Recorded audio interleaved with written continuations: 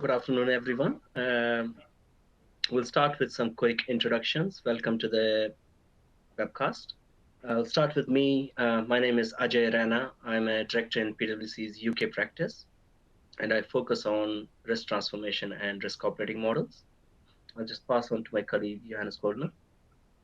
Hi, my name is Johannes Goldner. I sit in PwC Germany and have been with the firm for now almost 13 years. And I focus, similar to Ajay, on risk strategy and risk operating models. Before we start, just a couple of quick notes of housekeeping.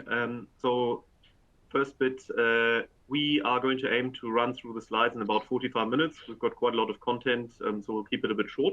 But we would like to leave about 10-15 minutes at the end to answer any questions. At the bottom of the screen, you will see the opportunity to submit any questions which come up, and we will then try to address as many of these as we can. Please, if we don't manage to go through all questions, feel free to reach out to us post the webinar, and we will then pick up anything which is outstanding. Ajay, I'll pass over to you and to essentially start the webinar. Thanks, Johannes. Quick context for this presentation. So there's a second time we're having a similar discussion with an audience. So we did a similar study, I think it was 4 years back, and it was again focused on risk functions and how they're organized, what their change agenda looks like, and things like that. And the world has evolved since then. We obviously went through the COVID experience recently. Climate change is right at the top of the agenda, which wasn't really the case when we did this 4 years back. And I think banks have made significant progress in terms of use of technology. So given that context, we decided to have another study this year.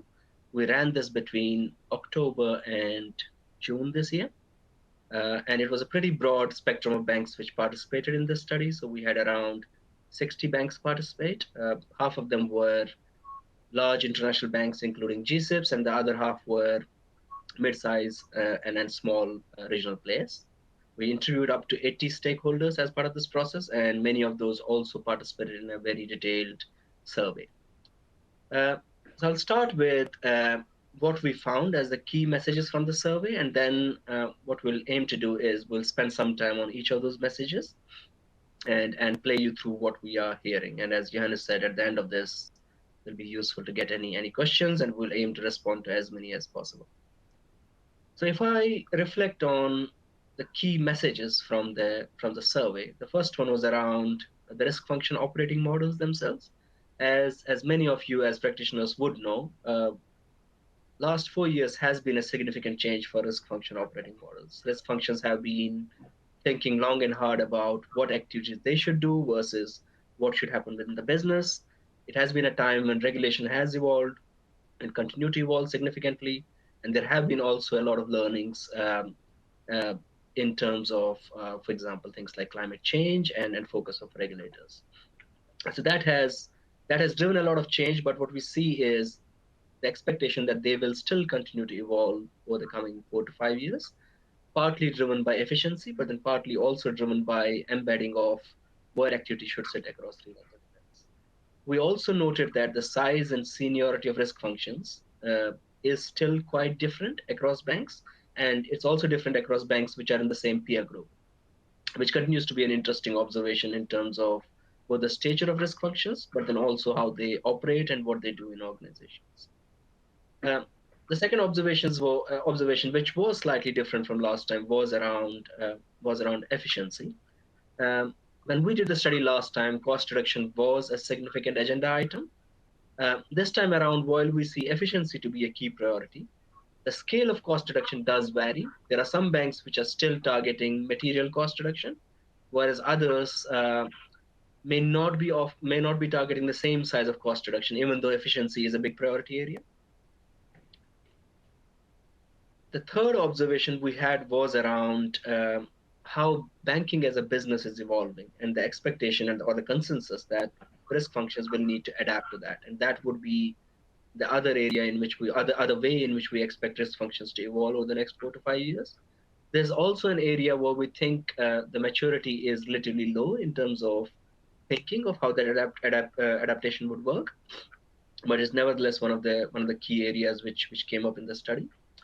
Uh, Four is around offshoring and use of third parties. We did not get any sense that this was going to come down.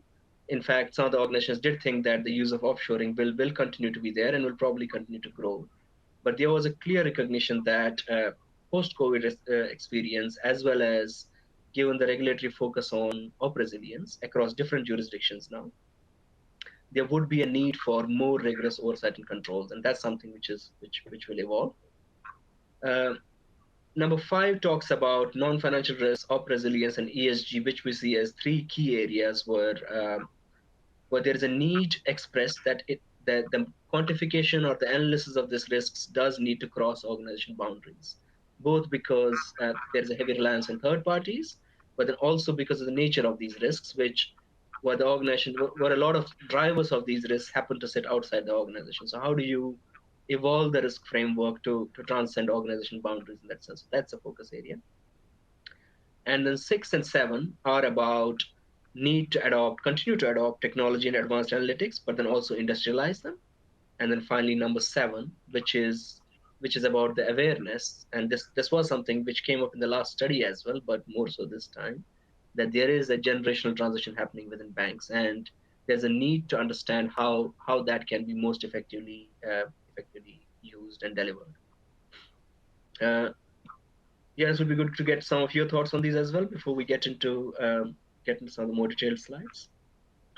I think, Ajay, you set that out quite well to provide a context, and I think we'll pick up on this in the more detailed slides. So I guess I'll move on to the next slide. And I think this is a way in which typically when we work with institutions, sort of at a headline level, we look at where does an institution situate, and I guess taking a call on efficiency, it's always quite hard because each institution is different in terms of operating models, model choices it takes in terms of activities where they sit, and also in terms of budget allocations. So I guess one of the things we have done is common sized both the risk function size of, and this is based on participants to the structured survey questionnaire, of which we now have 26 institutions. So first of all, looking at risk and compliance as part of organizational headcount, and then looking at the risk team level, where essentially we common size the risk teams as a percentage of the risk function headcount. So I think first looking at the headline level, the second line functions. Risk tends to be between around 2.5% and 3.5% of organizational headcount in most participants, but you can see there's outliers both towards the lower end as well as towards the upper end. And then the compliance function tends to typically sit between 0.8 to 1.2%. Now, I guess what is interesting, first of all, to touch upon is that, as Ajay mentioned up front, the operating models are still quite different, even between similar institutions. So if we look at risk and compliance, the reporting and interaction model, in about 50% of respondents, the compliance function reports into risk. In the other half, it sits standalone. But I guess it doesn't really then stop there, because ultimately, if we look at this, there are different models which we see where there are some institutions, such as in Australia, where traditionally operational risk and compliance have been integrated in a lot of institutions. Then we have other firms which were thinking about going as far as this integration, but then stopped shy and actually moved compliance and financial crime out of the risk function. And then we have yet a couple of participants which have taken the choice of moving operational risk out from under the auspices of the CRO and creating a standalone board position for chief compliance and operational risk officer, sort of, where essentially operational risk and compliance report into that individual. I guess then thinking about if we move into the risk teams, so I guess it's always difficult just from these headline figures taking a call what is now the right size, and there's very different answers when we drill down into the individual teams and the operating model setup. So what kind of activities sit in there, and then how are these activities delivered? But I guess a couple of comments that come out and sort of drawing on the key observations listed on the right. So credit risk in most institutions, if we think about classical universal or retail commercial banking business models, remain the largest teams, and I guess they will need to contribute the most to efficiency objectives. Now, thinking about kind of the areas where we have seen most change and where we think which will see most investment and emphasis. So enterprise risk is quite an interesting area. Traditionally has been an incubator of new things such as model risk or stress testing, which have come in as new requirements and then moved out in their own right. And I guess now enterprise risk is picking up things such as sustainability at the moment, which we'll come to in a moment. But I guess then there's also the second bit here, which is sort of that a number of institutions have started positioning it as driving a forward-looking and predictive agenda, as well as then the digitization analytics agenda within risk, but also then more broadly how analytics are delivered from risk to the rest of the institution.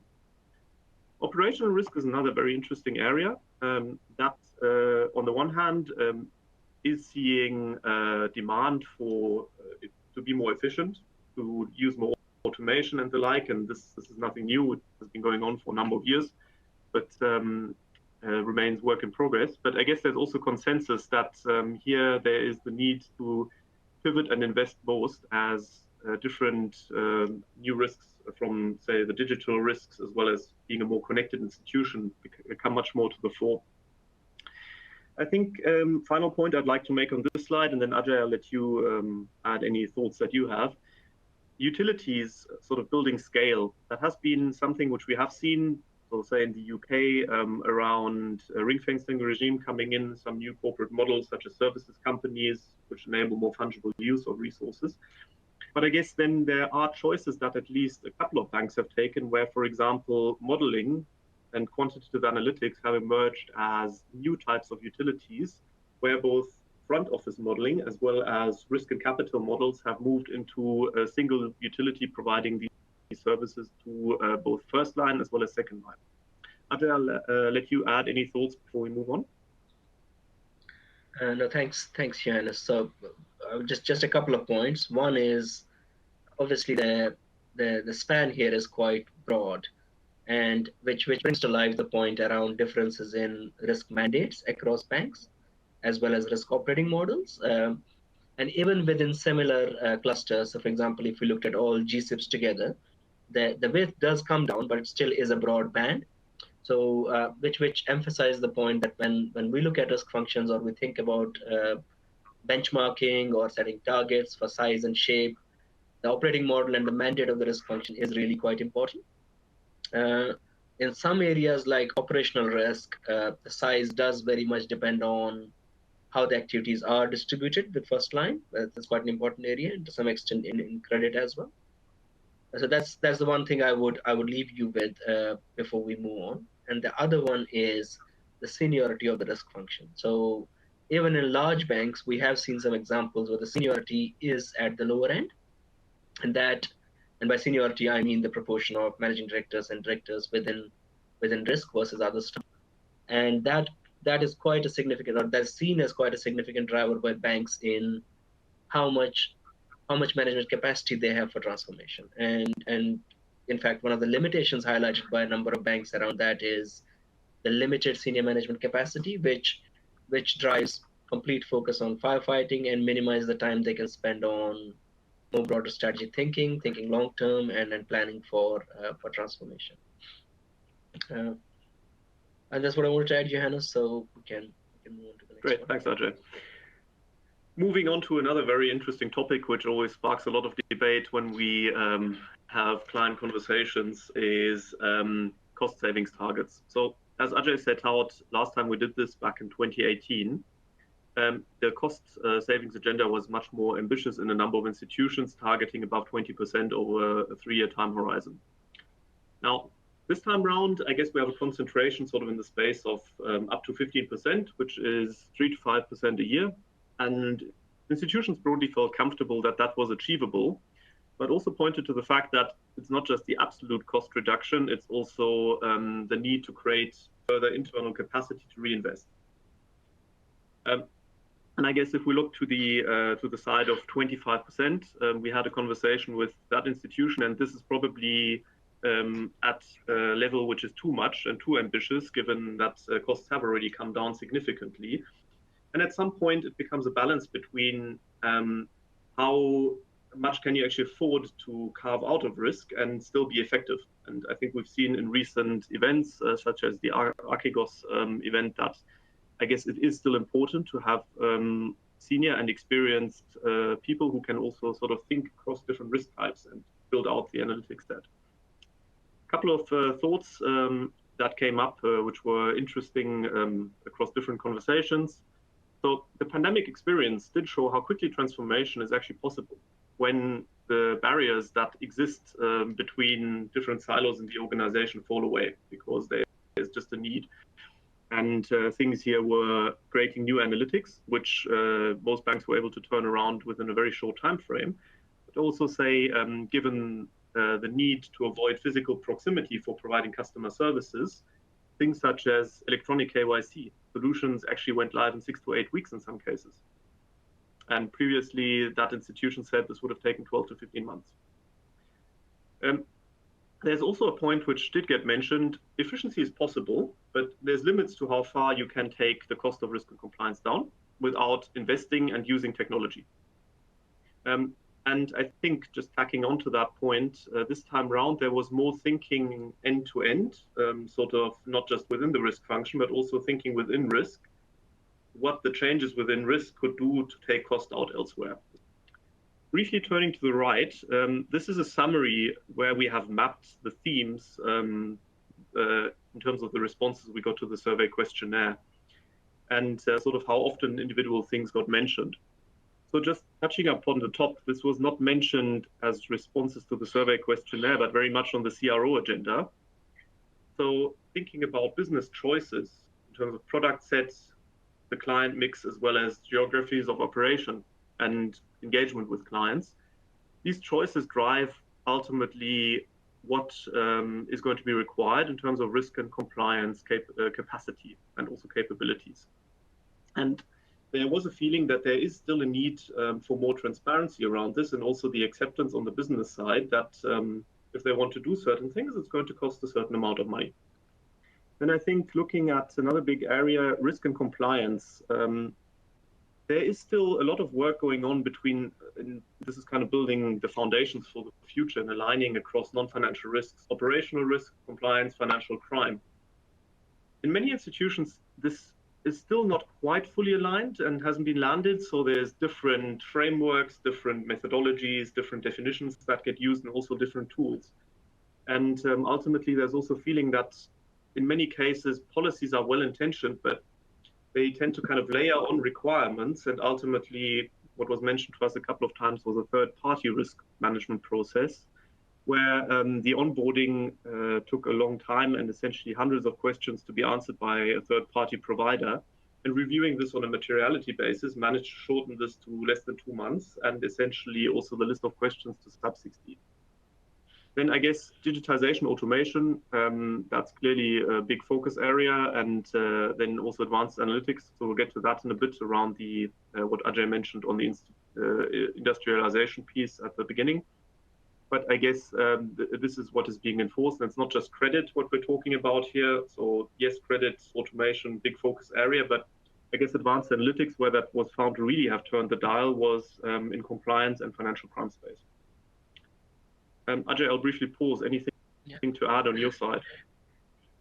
No, I think you covered it well. Just a few things. One is the point which we made at the beginning around the ambition for cost reduction, so which varies. And if you look at the chart, I mean, there is a few interesting observations. So, for example, if you look at the GSIBs, they seem to be quite distributed. So there is one which is 0 to 10. There is one which is more than 25. And what we also noted is that, for example, the one with more than 25% cost reduction target isn't the one with the largest risk function or the highest risk function cost.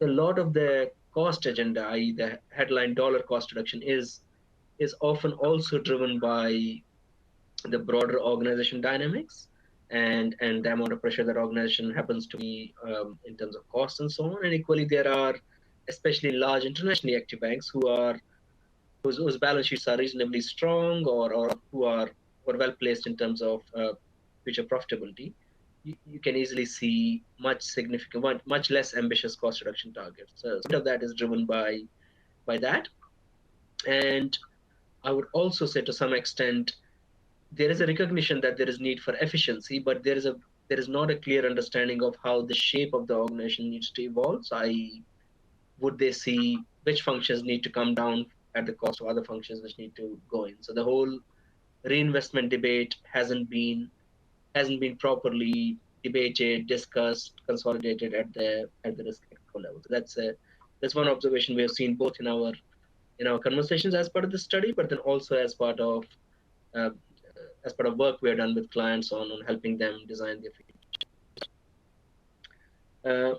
And then on the right-hand side, in terms of various efficiency levers, which Johannes walked us through, uh, I think an important one is around simplifying organization structures and footprints. So that's an area which does neatly link with the point we made earlier around also how the organization strategy is going to evolve and which businesses it is going to be in and how that or which territories it operates in, how that needs to translate to risk functions efficiency objectives, and that's an area which we see as less explored than other typical areas like offshoring, for example, which is easier to quantify, easier to put into dollars. Yeah, so I think we should move on to the next page. It's interesting. So this one focuses more on the point we made around how risk functions needed to adapt and closely partner with businesses, given that there was a view that given how the market is evolving, how the business models are evolving, there are certain businesses which there is growing concern expect them to get disrupted, and the three which came up were payments and transactions across all banks we spoke to. That this was going to get disintermediated, and technology had a big impact on that. Retail and commercial lending. So again, legacy products we already see them getting exited, especially with partly by COVID experience as well, and then markets and wealth management was the other area where technology is playing a big role in disrupting legacy businesses. I mean, Johannes, you have got quite strong views on this topic, so I'll let you come in here as well before we move to growth opportunities. Sure. So I guess this was quite interesting. What we did ask was the risk function on its perspectives on where they would see most material changes to the business model, and then what it would mean, and also kind of the growth opportunities. And so payments and transaction banking, I guess there's consensus that traditional barriers of entry due to technology are falling away. There's new tech coming in through distributed ledger, interesting area. In 2018, it was more the consensus that smells a bit like the sewer, to use a bit coarse language. And this time round, actually was surprising how many institutions had started entering the space, and also kind of the strategic thinking on what this technology would mean. And I guess interesting point that came out of the survey questionnaire, it was less fintechs that there was a concern about. It's more about the established telecommunications and technology companies entering the market and kind of being the key competitors of the future. And I guess then looking at kind of the growth opportunities, this very much what came out, there was a focus around what is going to be the role of the institution in an ecosystem which is more connected, where it uses different distribution channels, it uses different engagement channels with clients, and it also kind of may aggregate certain service packages and compete, say, by differentiation. The second point which came up is around data and analytics. So thinking about there is both data that the bank has and analytics capabilities, which can provide value to other parties, both in terms of, say, a value add service offering to customers or third parties, also actually to sell via licensing, such as, say, predictive analytics tooling or things such as smart risk assistance, which at least one institutions we spoke to have started putting into production. And I guess then on the data point, there is more data which is now becoming accessible, and it's not just internal in the bank, but it's also external. And there was some beginning thinking about what could the institution do in terms of packaging that data and then either providing that data at a fee, or also thinking about selling analytics off the back of the data. And then digital assets, I guess we asked in the questionnaire more on the safeguarding of digital assets, but drawing upon response in the questionnaire, as well as then more broadly the conversations, was quite interesting that by far not every single firm has started entering this, and a lot cited concerns around money laundering and fraud, and I guess kind of still being uneasy about it. But let's say about 7 to 10 institutions we spoke to had started entering this space and using different strategies. So I guess both in terms of in-house or as part of equity stakes taken in different companies which are starting to emerge, such as digital custodians, or also joint ventures segregated to the institution itself. And I guess this covers both providing exposure to wealth management clients, but also then thinking about asset servicing. And this is quite interesting, because what all of this means is for the risk function, and there is awareness on this, there's a need to be aware of what is happening in the institution, and it's not always the case. In at least one case, we spoke to an institution where business had been doing something and risk was not aware. I guess then the other bit is, what does it mean in terms of being involved as this business is entered and kind of contributing to shaping it, then also building the capabilities required in risk. And this is not just cybersecurity and technology, but also novel compliance and legal spaces that need to be entered. Moving on, I'll briefly touch upon this. I guess Ajay mentioned already sourcing strategy. We've got a couple of analytics on the left. We did ask across various kind of key risk process groups, and we can see that respondents are using a mixed sourcing strategy, keeping some onshore capacity, but then also, as kind of to be expected in particular across the model life cycle, offshoring and outsourcing. But I guess what is interesting is what we heard, that there is still pressure on using offshoring. And in some cases, there's a feeling in risk that the short-term cost focus tends to be too much. And there needs to be a broader consideration of risk appetite, what this means in the medium to longer term.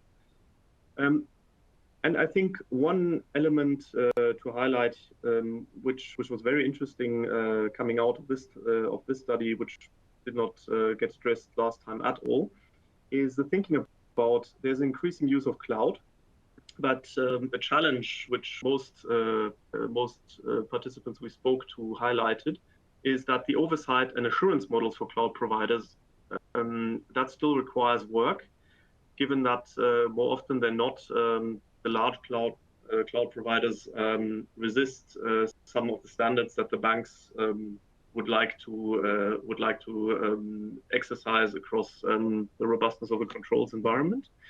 And there was some thinking that there might need to be industry-wide solutions here, say utilities outside the banks, which could play a role, as well as that there would be a need for some clarity on the legal and regulatory framework, and say in Europe, which is now coming via the DORA Act. Moving on,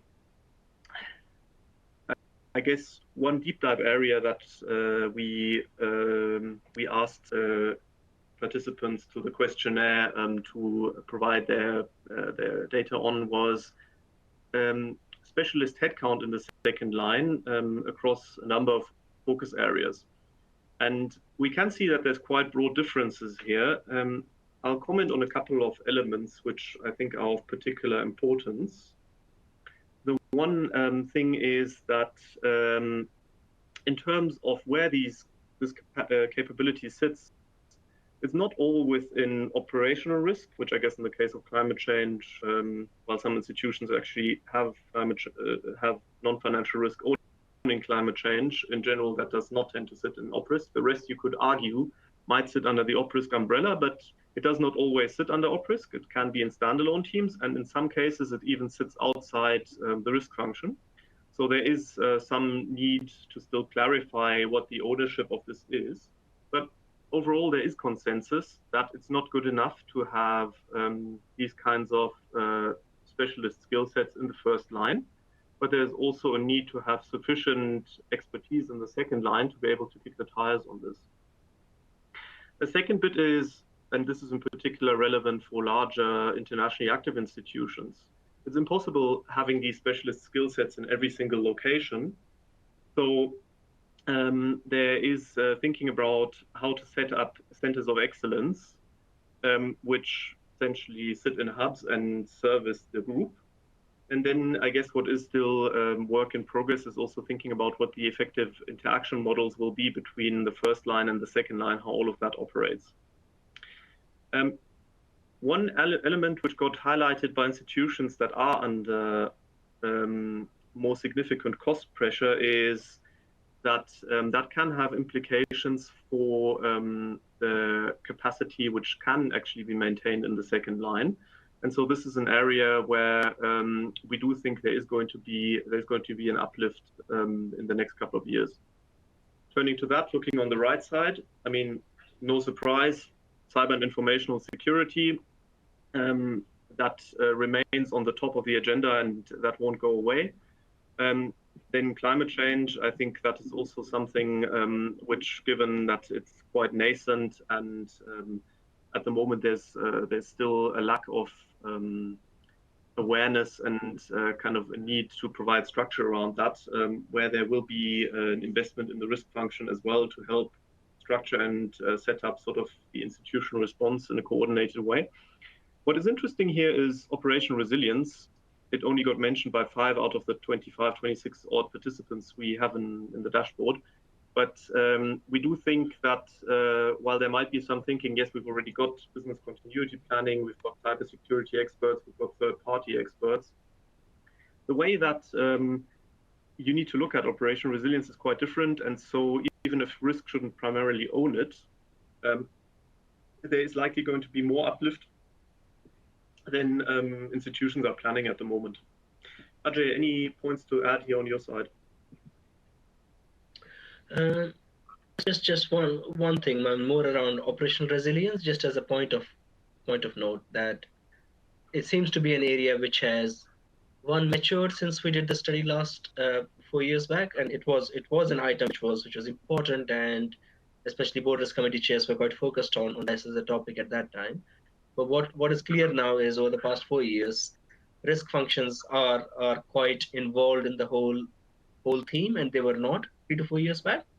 It's partly a function of regulatory focus on this topic, but then also a recognition that it's very inherently linked to good risk management and how things like processes and controls are overseen by risk. So I think that's one thing which I would make a point on. Thank you. So I guess looking at operation resilience, as one of the US GSIB CROs put it to us, he sees this as the decade of operational resilience, given that it does require a new way of looking at the organization, and not just at the organization, but actually looking at the organization's ecosystem, both parties that is directly connected with, as well as parties that may provide sort of general services in to the industry, but if there's an incident there, it could be a point of failure for the institution as well. So I guess thinking about where industry is, there have been some early movers, such as in the UK, where this has been a topic where I said the PRA has been a bit of a front runner. But as we can see on the left, there is guidance around this which has started to emerge, and there is an expectation that post the pandemic, this will across the board see much more focus and scrutiny in the coming years. And I mean, some of the things that we have been told, say in the US, the Fed has started asking institutions about new concentrations that they may have, and this is not credit concentrations, but this is more targeted at where might certain points of failure sit. And initially, this is just asking without providing any guidance, I guess, to get a sense of are the institutions on top of their organization, and are they aware of where these issues might arise. And then I guess on the European Central Bank side, if we take that example, some of the European participants told us that there have been some, let's say, slightly controversial conversations around the use of outsourced providers, in particular in offshore locations, where there had been at least informally some snooping around, okay, guys, you need to be able to insource this back in case of any incidents within a reasonable time frame. And here there's a bit of a concern that that might compromise the economics of these kinds of sourcing models. Now, regulation is starting to emerge at the moment, and it is not fully aligned across the major blocks. So I guess for large and internationally active institutions, that is an additional challenge. But ultimately, there is consensus that this is not going to be something which is a short-term thing. This is going to require significant work. And so across industry, there are programs which are being stood up, and we sort of set out some of the key elements of a journey which we have heard and been provided as responses to the questionnaire. While these programs are in general still at early stages, it kind of focuses on creating a common understanding and common definitions. It is about creating visibility of the organization, looking at it from quite a different angle. And it is also thinking about how can existing practices be leveraged, and with a perspective of then integrating whatever is being built from an operational resilience perspective. I guess then on the side of the new points of failures, so thinking about that was highlighted by the pandemic, where essentially a lot of the business continuity planning had been set around physical proximity, and of course that didn't work. And then what also came out quite strongly was around third parties that in a lot of cases, even if there was good reporting against set standards and SLAs, I guess the very nature of the pandemic then required enabling third parties to work offsite, also with confidential data, and sometimes the third parties then having their own third parties. And so there is going to be a broader rethinking from a resilience angle here as well. I guess, Ajay, anything to add before we move on? No, I think this one, you pretty much covered it. Great, then would you like to take the lead on this one? Yeah. So obviously a very, very interesting and topical area. So I would say ESG is, as I said at the outset, I mean, it's an area which is obviously right at the forefront. And it has all kinds of focus, right from regulators to senior management within banks, as well as enterprise risk functions. It's quite a focus area. I would say that it's still seen as a journey by banks. I think we've gotten to a place where it has moved beyond a topic which was quite loose. It was about future risks which would evolve over 30 to 50 years, and it was about pathways. It's becoming more solidified into what does it really mean for the organization. And we do see differences emerging depending on the business models. On the one hand, you've got traditional retail and commercial banks who do tend to have portfolios, or even things like project finance, where there are time frames which do go quite into the future, and there is an implication of what would happen alongside climate pathways. On the other hand, you have got broker dealers, for example, which tend to have quite a short focus in terms of how they look at risks, and it's quite instantaneous in nature.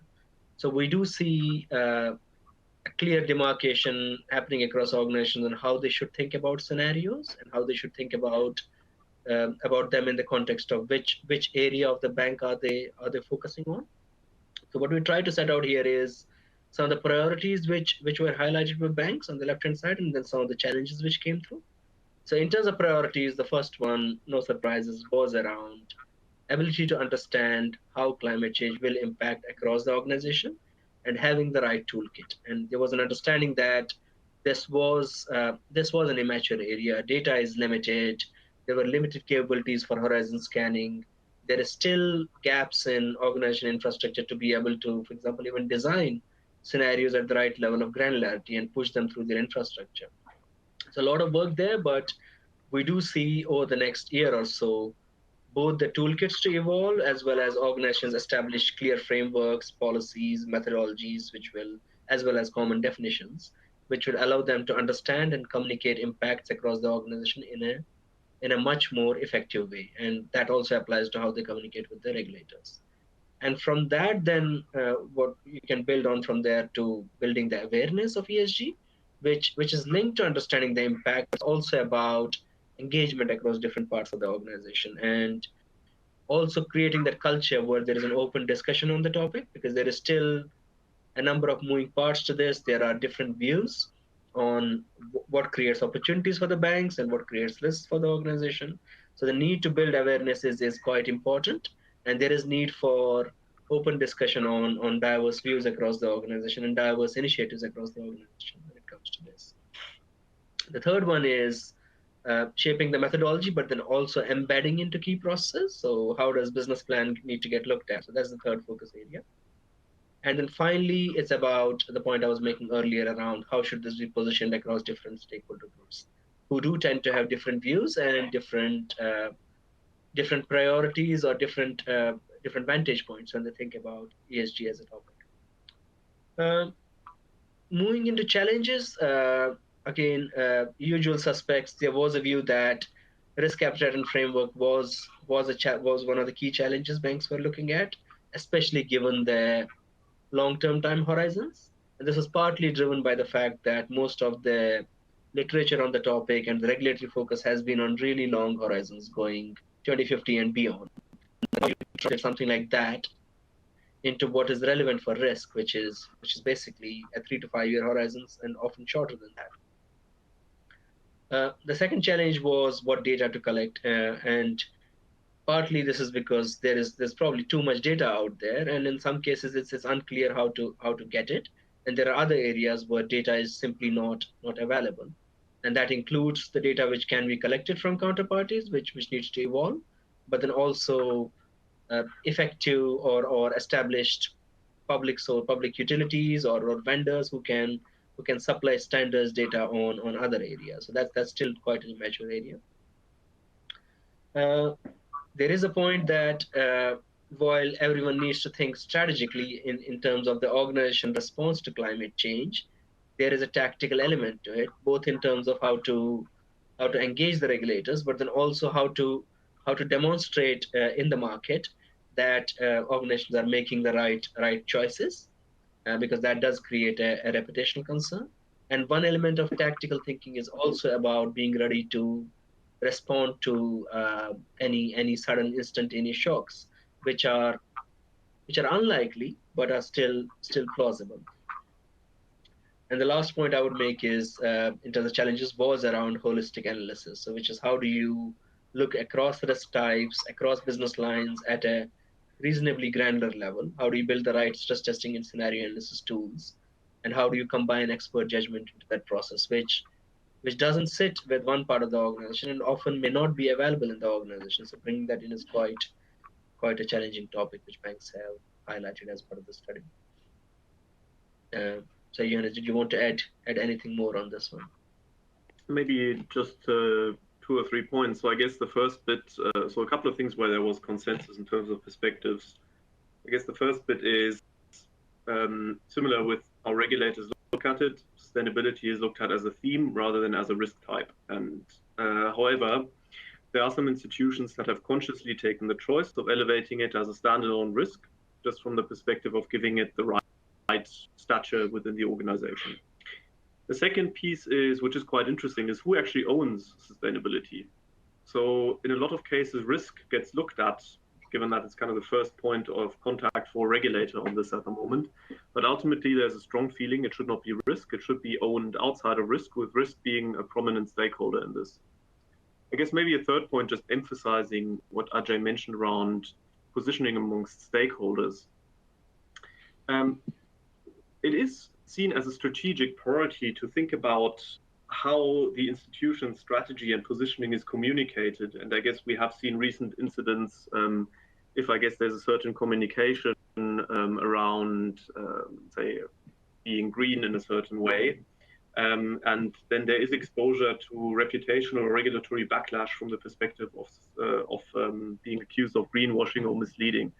And so this is increasingly becoming an area of focus where risk and finance are collaborating quite closely in terms of how the communication externally is shaped and how the positioning and branding is evolving.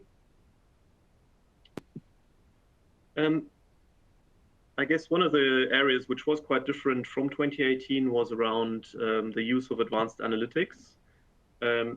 Last time round, there was a feeling amongst risk functions that risk was behind the rest of the organization. And this time around, what we have found is actually a plethora of areas where there's not just experimentation, which is ongoing, but there's actually tools which are live in production. So a couple of points which are interesting here. So looking at the top left, what came out of the survey questionnaire is that there's more of a focus on being more effective at the moment rather than taking out costs using AI.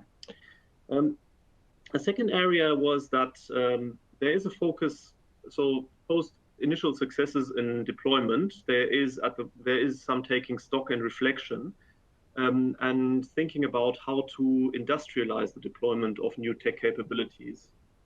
On the one hand, it is about how do you become better at managing return on investments, because in a lot of cases, both on automation as well as if we think about machine learning or artificial intelligence, the benefits as per the business cases don't deliver in the end.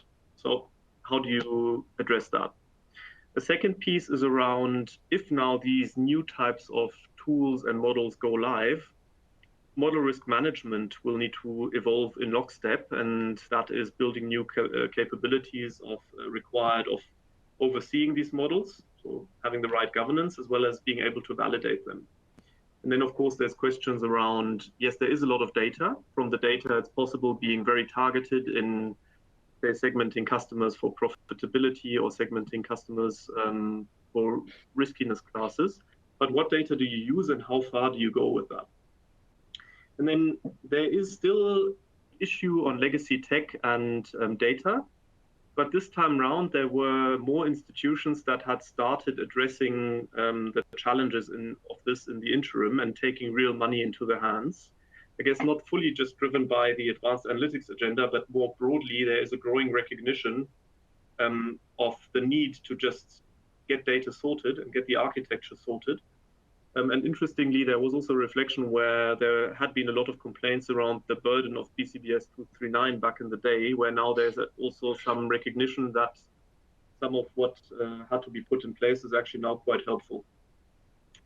Thinking about, at the bottom, we've provided a couple of perspectives on use cases. So interestingly, it's being increasingly applied across different areas. And I think I touched upon financial crime and compliance before, where this kind of technology is actually seen as a requirement to be able to be effective. But I guess then on the financial risk side, it's quite interesting. There's some thinking in areas such as wholesale credit risk, in particular for big ticket deals, for example, a specialist institution, they were experimenting with how can you identify deals that are unlikely to go through at an earlier stage and avoid having a number of people working on a deal which ultimately won't get approved for a couple of months' time. I guess then thinking about sort of more on the traded environment, where it was felt to make a difference was around predictability and explainability. So looking at liquidity and collateral movements, looking at line utilizations, there it was felt to have really uplifted capabilities sort of in centrally understanding what was happening and also anticipating some market movements. And then I guess around customer experience, but also more broadly than that, also self-service models. There is a growing focus on enabling not just within the risk function, but also other parts of the organization to answer their own questions or to produce analytics that they want. Not by doing extensive own data sourcing, cleansing, and manipulation, but having access to chatbots or even prototype risk assistants, which are now starting to emerge, similar to, say, a kind of, if you think about it, Alexa type model, as well as, say, once the data has been brought together, or large chunks of data have been brought together in the right quality in a single environment, then it is possible plugging on top just data visualization software and giving business heads or giving people in also on the risk side the capability to slice and dice the data at their convenience. And so those were some of the key things that came out on this side. Ajay, anything to add before we move to the last slide? And now, conscious of time, let's just cover up the last slide. Okay. So, as Ajay mentioned, one of the things which came out quite strongly was there is awareness of a generational transition, as well as a transition as business models become more, if we want to call it digital, but also connected with the environment, with other parties. And so I guess a couple of points which come out from here. On the one hand, if we look at the top left, there is no right and wrong answer here. We asked institutions to kind of rank what they look for in terms of some attributes of their teams. More broadly, what came out is there is consensus on building balanced teams, and I guess there are some conscious role models which are being used, which also include different personality types, which is quite an interesting outcome.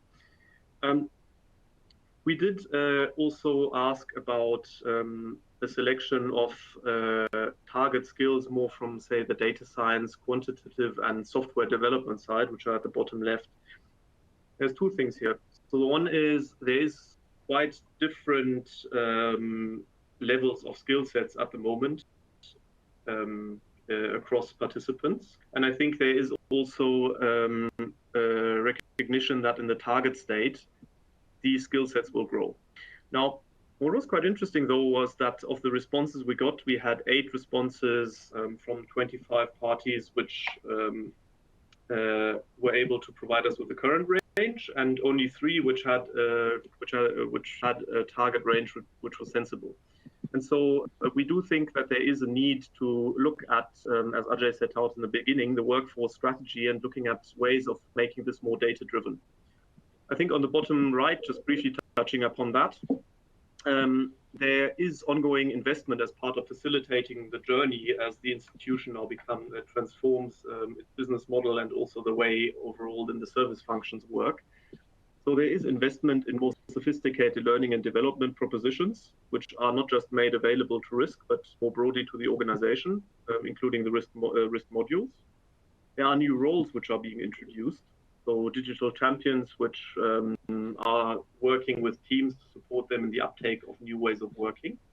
And then there's also kind of thinking about different leadership models and career pathways as the institution also hires new profiles into risk and compliance. So there is, for example, the thinking of how to work with a remote workforce, how to work with different aspirations of work-life balance, but also how to ensure that there's still the right kind of breadth of exposure in the organization, which is provided to new joiners. I'll skip this slide, which is a summary, I guess, and will be made available to participants. But just briefly touching upon this, if there is an interest in having a personal conversation, please feel free to reach out. One of the things we have is a Power BI dashboard that essentially aggregates the survey responses. We still maintain that, so we onboard additional institutions, and that has got much more depth of analytics. Great, thank you. So I think we've got 5-6 minutes for questions. Oh, hello, Richard. It's been a very long time.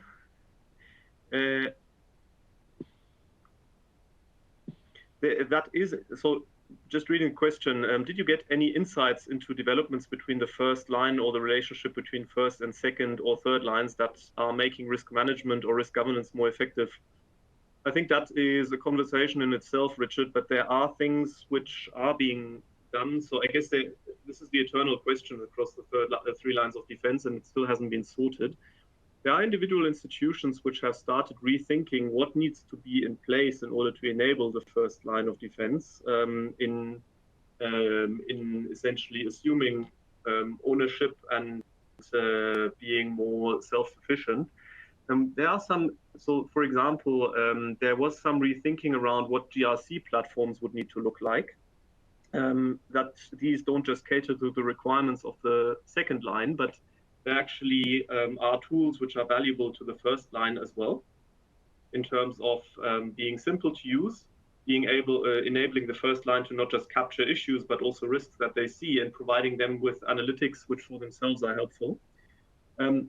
There was the investment which I mentioned around digital risk assistance, which is starting to emerge, and which is kind of taking the FAQ bot concept one step further and providing self-service capabilities to staff across the institution. So if you want to onboard a new third party, you do not go to and engage a risk person, but essentially you type that in natural language into this bot, and it gives you, okay, this is what you need to do, this is interesting data that you might want to look at, and the like.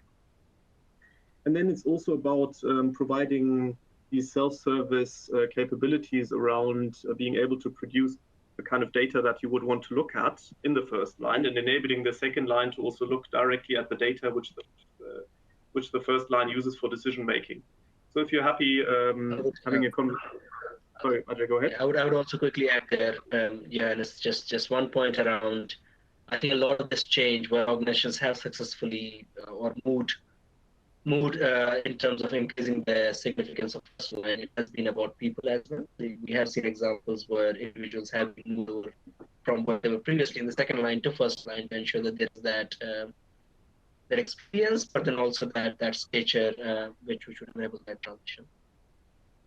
I think we've got time for a couple more questions. I think there is one more question on the juniorization report, the Credit Suisse report. So yes, I mean that's a very interesting point, because as I made the point that seniority is an area where there's a number of banks, many of them GSIBs have expressed the view that there just isn't enough senior capacity within risk functions, and you can see from the divergence, there are organizations where risk functions are in terms of the number of MDs, is as low as 1 to 1.5%, which is pretty low. So I think that does impact. I mean, obviously in the report there were also examples where, or in that particular context, there was an example how bank had systematically lost a number of senior individuals. I wouldn't say that's something which we saw as an industry-wide trend, because there's quite a lot of focus on stature of the risk function. So hollowing out of risk functions would be, I don't think it's a common trend, but it's definitely something which needs to be carefully watched for, just not the size of the risk function. I think we'll do one more probably. Which one do you want to take, Johannes? So I guess on the evolution of regulatory expectations, that is quite interesting, and it depends very much on the jurisdiction. There are some areas, in particular non-financial risk, where institutions have described that the boundaries between first and second line are a bit blurred, and that regulators have not been overly challenging on that. There is a feeling that there might be in individual areas better ways across first and second line to connect, to kind of to achieve better outcomes, to work together. And that has also been shown as the experience in the pandemic, where, say, working on quickly developing analytics or jointly looking at different types of counterparties, that is thought to potentially produce better outcomes. But there is also then the thinking that this will require regulators to somehow adjust the expectations and not to be, well, maintaining that. Of course, there needs to be a second line which oversees and challenges that. There are also areas where there is a bit more pragmatism if it can be demonstrated that the outcomes that are delivered are just better. Yeah, I think we got time to just squeeze in one last question. So there's a point around how can we establish modeling as a shared utility, given it needs to be separate. And that's an interesting observation. And we have seen examples where that has happened. but probably to this point, I mean, they do tend to sit within risk. And partly that might be driven by the fact or the need to maintain some of those capabilities independently. I think it remains to be seen whether theoretically you could see instances where utilities which are outside risk or mostly based in business could provide service to risk. But we do see this sitting more in either risk function or as a function which is independent of the at least the frontline business.